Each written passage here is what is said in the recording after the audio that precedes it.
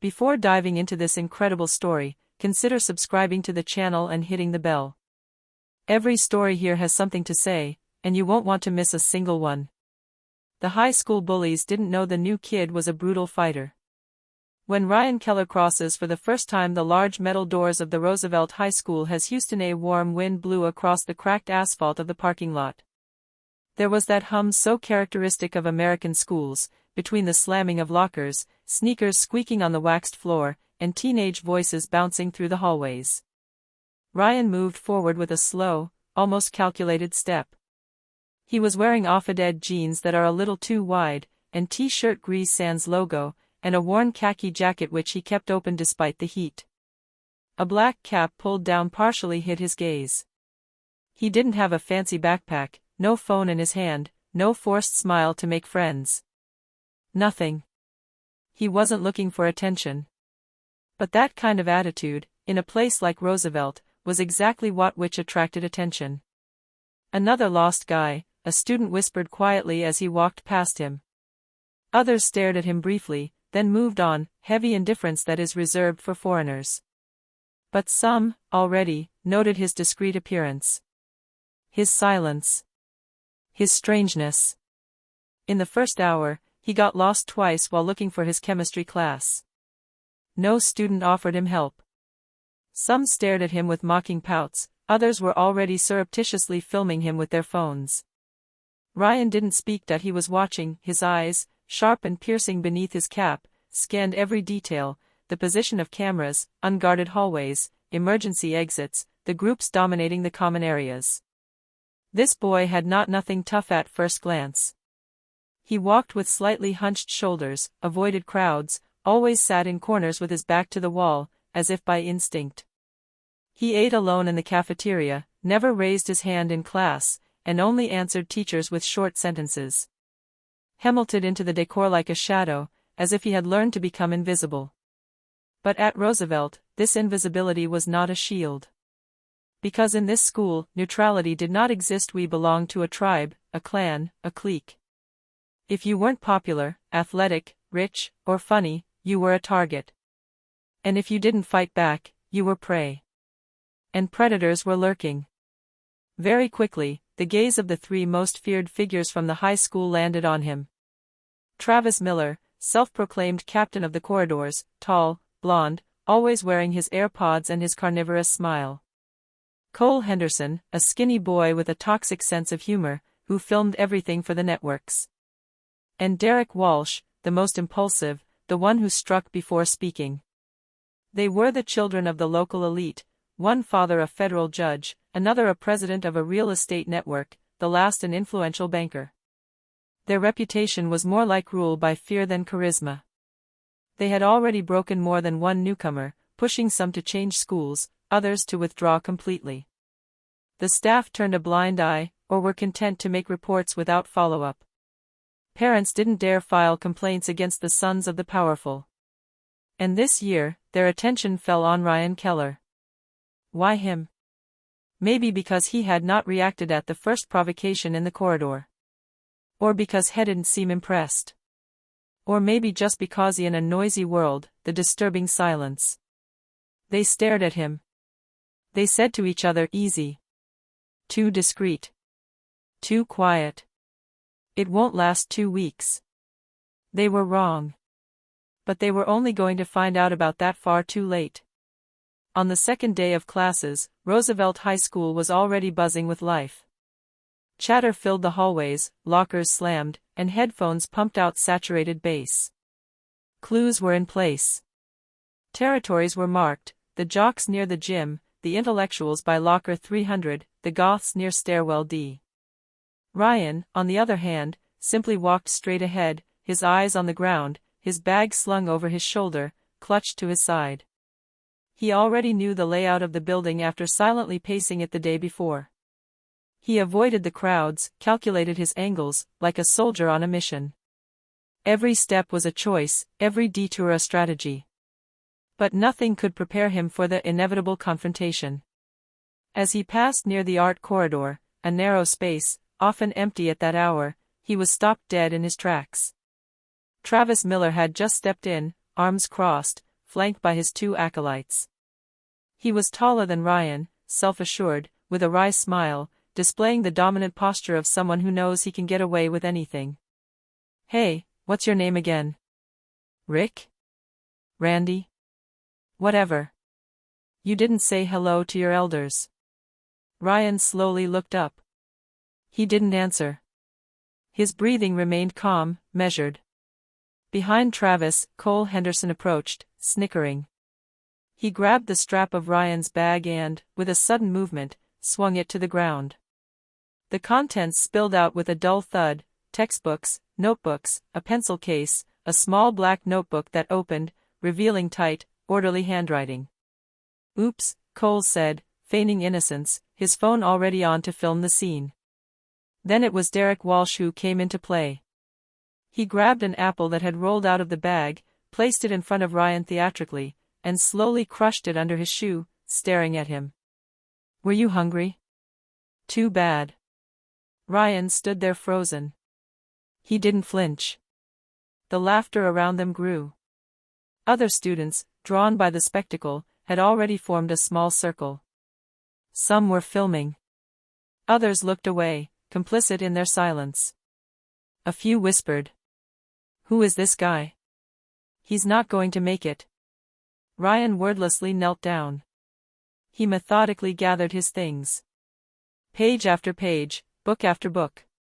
He wiped the dirty cover of his history textbook, put away his notebook, and closed his pencil case. Each movement was slow, controlled. The silence now weighed more heavily than the laughter. "Don't you want to answer, mute?" Travis asked, raising his voice, his pride stung. "Not even a glance?" Ryan finally raised his head. And in that short moment their eyes met. A calm gaze.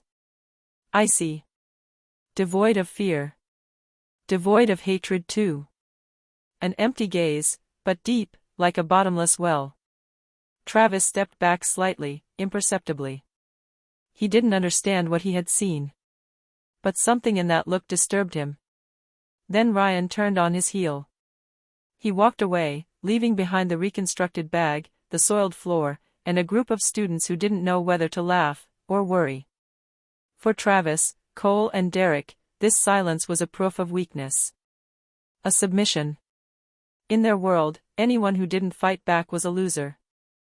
They didn't understand that some silences are laden with storms. They didn't see that Ryan had chosen not to answer. And that by choosing calm, he was offering them one last chance. But they did not seize it.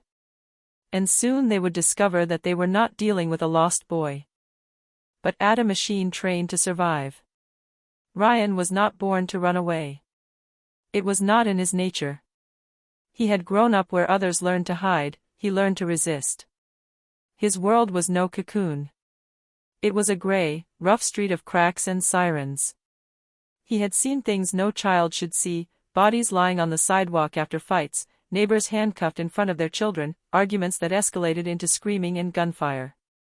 His neighborhood, Billings, Montana, was not on tourist maps. His refuge was his mother, Karen Keller, a night nurse at the General Hospital. She worked 14-hour shifts, barely slept, and had been fending for herself since Ryan's father left without leaving a forwarding address. She was exhausted, but unwavering. She had two rules. You tell the truth, even if it hurts. You protect those you love, even if it costs you dearly.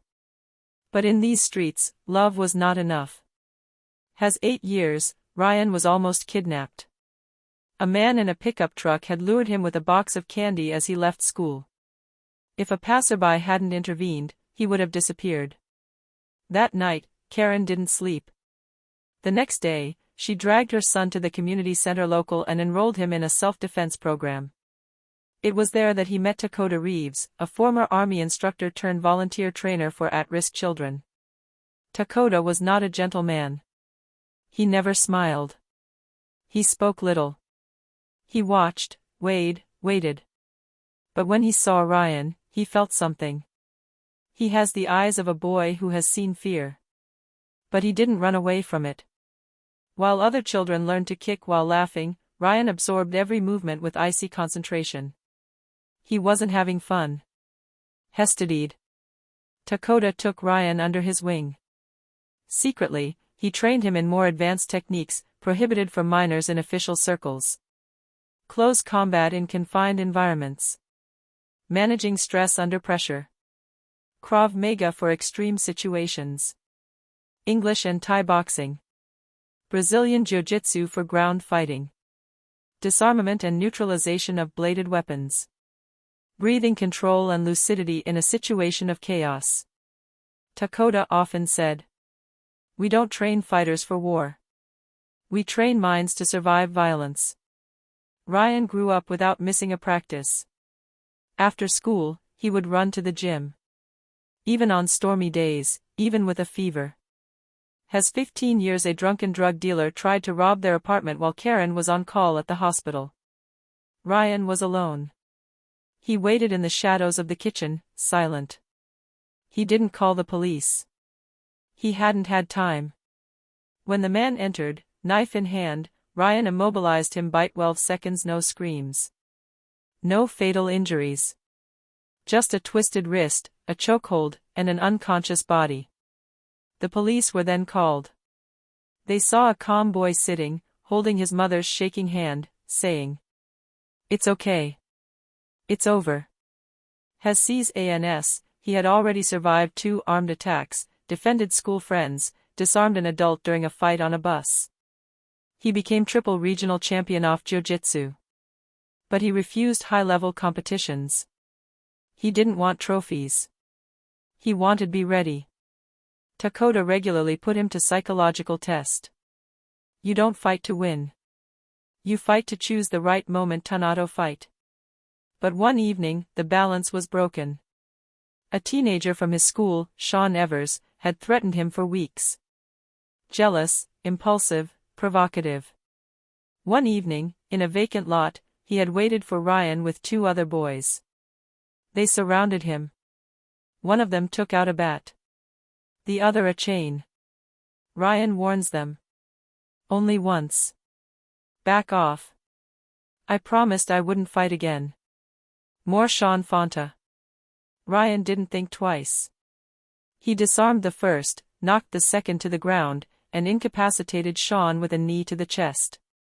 But the blow was too strong. Too precise. Too automatic. Sean had the broken ribs and 1 lung injury. He spent 3 weeks in the hospital. The police opened an investigation. Dakota testified. Self-defense was recognized. But Ryan was never the same again. That night he locked himself in his room and spent hours staring at his hands.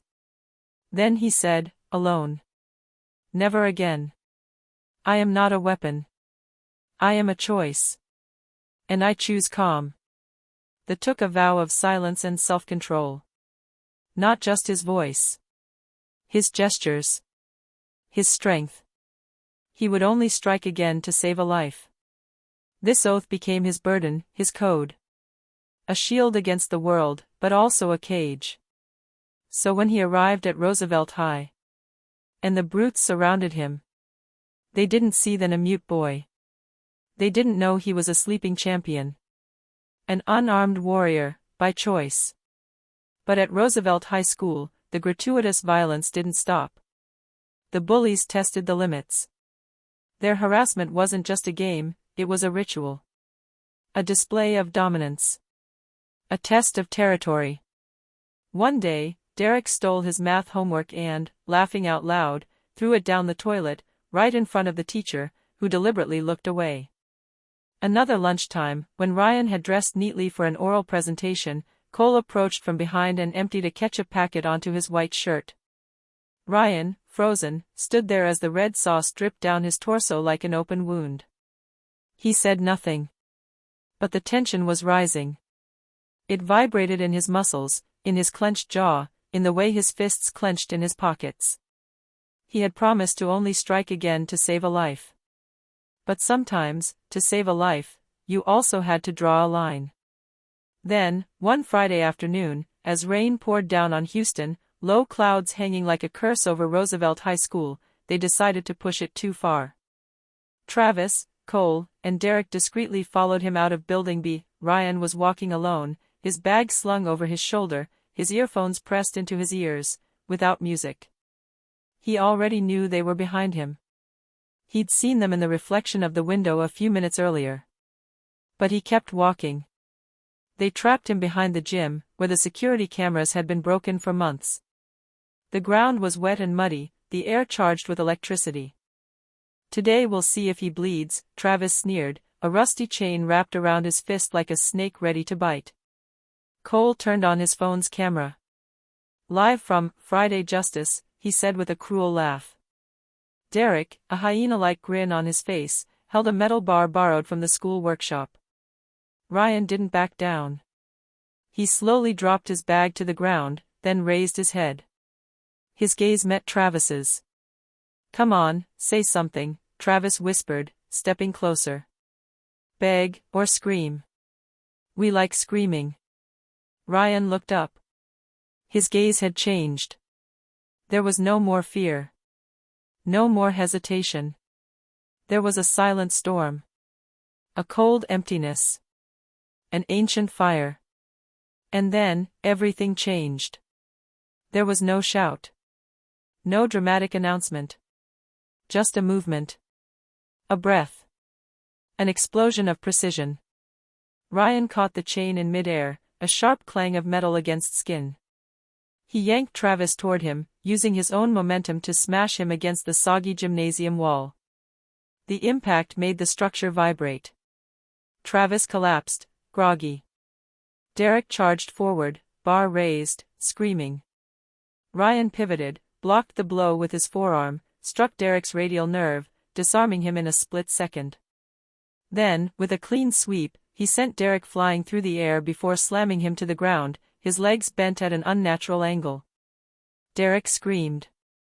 Cole stepped back, shaking, his phone still in his hand. "What the hell is this?" he muttered. He tried to run. Bad choice. Ryan leaped forward, mowed him down with the precision of a hunter, and pinned him to the ground, knee to his ribcage. With a sharp movement, he snatched the phone, stopped the video, and threw it against the wall. The device shattered into pieces. The rain was still falling. Heavy. The water mixed with the blood on the concrete. Cole was crying. Derek was panting, unable to move. Travis was moaning, curled up against the wall.